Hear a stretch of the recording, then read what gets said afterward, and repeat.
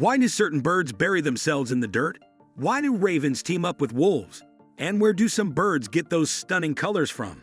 In this video, we're diving into the fascinating and sometimes downright bizarre world of birds. And trust me, some of these facts will catch you off guard. Let's get into it. Strange behavior of chickens. Those who are often around chickens may have definitely noticed how these creatures burrow into the ground. A casual passerby might mistake their actions for some kind of convulsions or attempts to heal their wounds. An experienced poultry farmer, however, will be only happy about it. And now I'll tell you why. The fact is that by burying themselves in the ground, chickens sort of wash themselves. In addition, this process cannot do without dust, which is also important.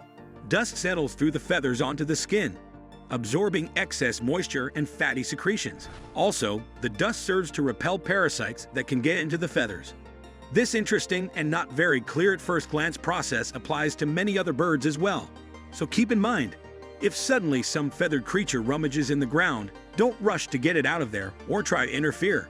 By doing so, you'll only disturb the process. Howbeit unusual, but natural. Blue-footed booby. Here's a bird you're not likely to have heard of before. Nevertheless, it's very beautiful and distinctive.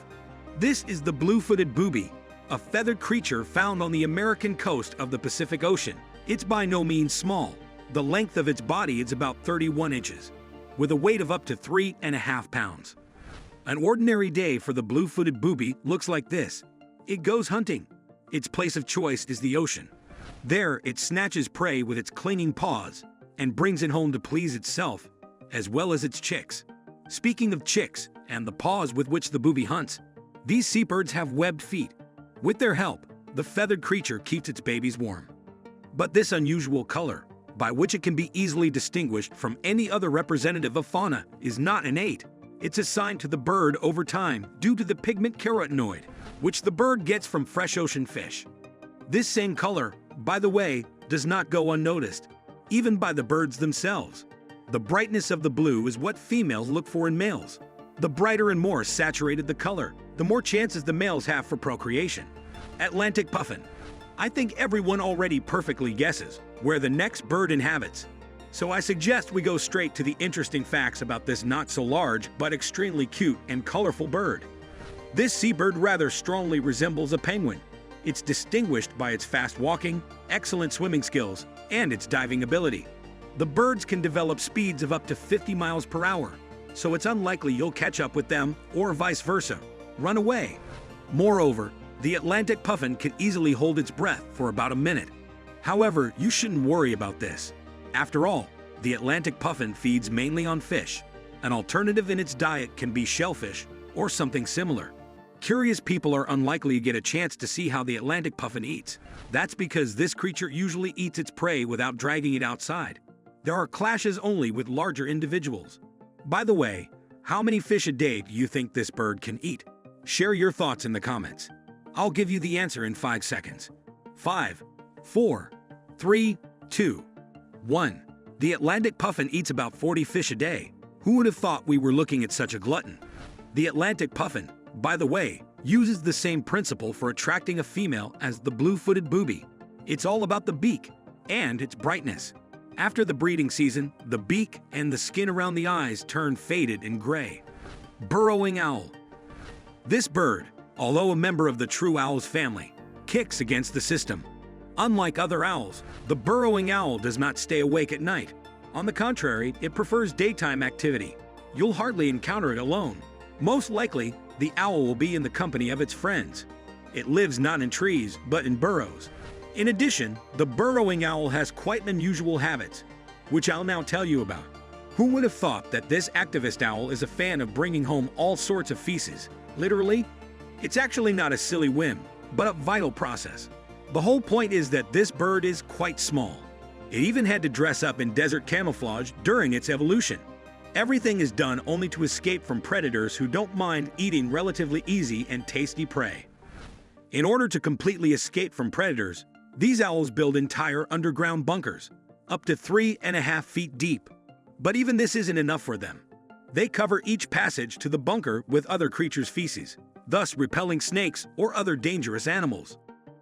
Such a technique masks the smell of the burrowing owl and protects it against unexpected attacks.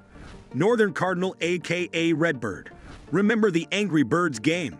The one where you shot birds and earned points for good shots and passed levels. Well, our next guest turned out to be the prototype for one of the main characters of the game, the red bird. Meet the northern cardinal, also known as the redbird. But it's not only because of its cute and bright appearance that this bird surprises people. Its name, for example, was invented for a reason. It refers to Roman cardinals who wore clothes of a similar color. The bird lives in many places, and people helped it spread. It first settled in the southeastern United States. But as people planted sunflowers and other redbird-friendly plants, it spread across the continent. If you're still in doubt whether you've ever seen this bird, keep in mind, it's very easy to distinguish the redbird from its relatives. Even without taking into account the bright plumage, the secret lies in that unusual wisp of hair, its long bright tail, and the habit of always sitting in a tree hunched over. Since we've often talked about animal colors today, it's worth explaining a bit here as well. The whole secret of the redbird's coloring is in its food. The northern cardinal eats a wide variety of foods, from seeds and fruit to bugs and cicadas. But it's the dogwood berries and grapes that help this feathered creature turn red. As soon as the cardinal changes its diet, the saturation of its plumage becomes worse. But perhaps the creature's greatest strength is its ability to sing. The cardinal's vocal is often compared to that of a nightingale, but it's hard not to notice the difference. Among redbirds, only males are allowed to sing. Although there's a trace of distrust in the mating process, everything else is gorgeous for the birds. The male and female are inseparable during their whole life.